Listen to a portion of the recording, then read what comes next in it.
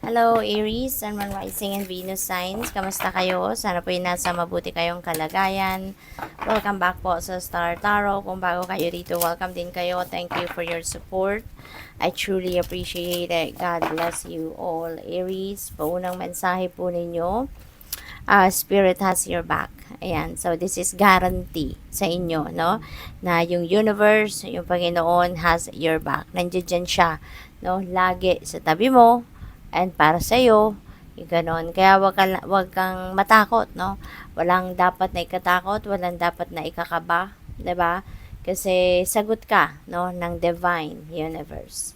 What else? We have butterfly spirit. Transformation is beautiful. So, most likely, meron dito mga pagbabago. Magandang pagbabago na magaganap sa buhay ninyo.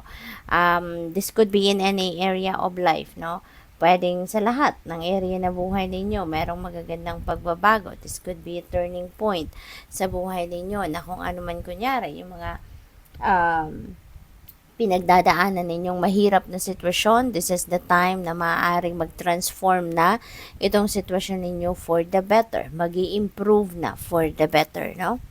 What else? We have vulture spirit. Nothing is wasted.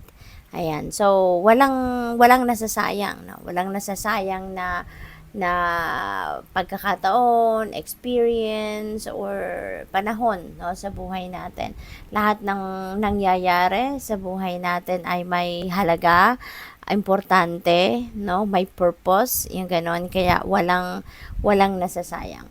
Even if may mga pangyayari sa buhay natin na hindi may mga gustuhan tayo na hindi nagmamaterialize, even if merong mga sitwasyon na pinagsisikapan natin, pinagtsatsagaan at pinaghihirapan, pero hindi nangyayari ang gusto natin mangyari, hindi nangyayari yung expectations natin, but still, at the end of the day, nothing is wasted. Walang nasasayang kasi lahat ng nangyayari sa buhay natin ay may purpose, no? Kaya mayroong yung mga kunyari, mga failures natin, 'di ba? Yung failure natin, yan ang nagfu-fuel sa atin para mas galingan pa natin ang mga ginagawa natin. Yun ang nagiging motivation natin, 'di ba? Kapag nag-fail tayo, hindi naman tayo nagpapakalugmok, hindi ba? Ang ginagawa natin, mas ginagalingan natin, mas nagsisikap tayo, 'di ba? Kaya hindi hindi yung mga hindi magandang nangyayari sa buhay natin ay hindi natin masasabi na sayang, no? Kasi may purpose 'yan, no? Yan ang mga nagbibigay sa atin ng pagkakataon para tayo maging mas matibay, mas maging matatag, mas maging magaling. 'Di ba? Kasi 'yun ang nagpupush sa atin, no, na mas ayusin pa natin ang sarili natin, mas ayusin pa natin ang mga ginagawa natin. Galingan pa natin, 'di ba? So kaya walang sayang. So what else? We have frog spirit, clear out the clutter. It's time for decluttering your life, no? Decluttering yourself. It's about time na to create a beautiful change, no, sa buhay ninyo by removing anything negativity, by removing anything that doesn't serve your highest good na, 'di ba?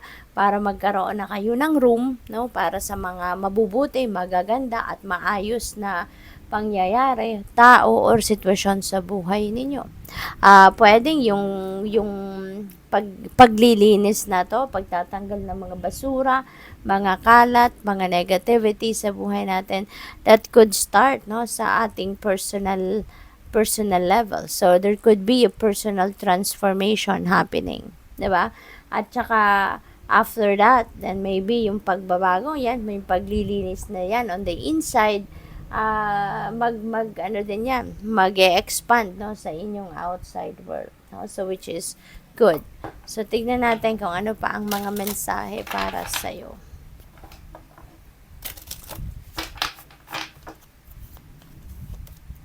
Life is full of choices, so choose wisely. Okay, make choices that bring you closer to becoming the best version of yourself. So there's a lot of transformation happening talaga on a personal level ang napipick up ko rito, no? Maaari talaga na there is an opportunity sa inyo sa ngayon to change for the better, to thrive, to grow, diba? To evolve into the best version of yourself. So parang bibigyan mo ng bagong bihis ngayon ang sarili mo, no? Yung buhay mo. You are a miracle. Think about all of the million little things that had to happen to create you. Diba? At hindi lang yan, ano, baka siguro in the past, baka meron na rin kayong narinig na mga taong nagsabi sa inyo na thank you Aries, no? Because you are a miracle, no? Sa buhay niya. So, pwedeng ganun din ang ganap. Diba? So, what else? We have live in gratitude, for gratitude is the ultimate state of receivership. That's true.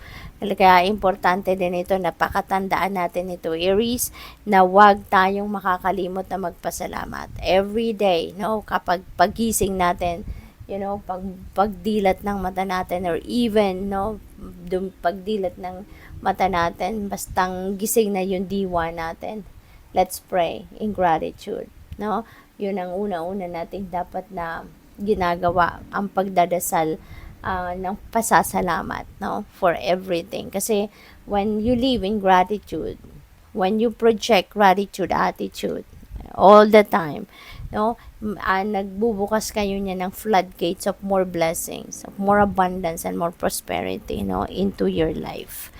What else? You are worthy of love and respect. Okay, surround yourself with supportive and encouraging people. Ayan. So, lahat naman tayo, 'di ba? We are worthy and we deserve love and respect. Kaya, mas maganda na piliin din natin yung mga tao na makakapagbigay din sa atin nun, 'di ba? At mabibigyan din natin sila. Deserve din nila yung love and respect ninyo, no? So surround yourself with supportive and encouraging people, happy people, and positive thinking people. Kasi yun ang mga magagandang taong ipapaligid natin sa atin para positibo din, no, yung ma-attract natin ng mga energy. Positibo din ang didikit sa atin ng mga energy, no? So, good luck. Thank you for watching Love and Light. Namaste.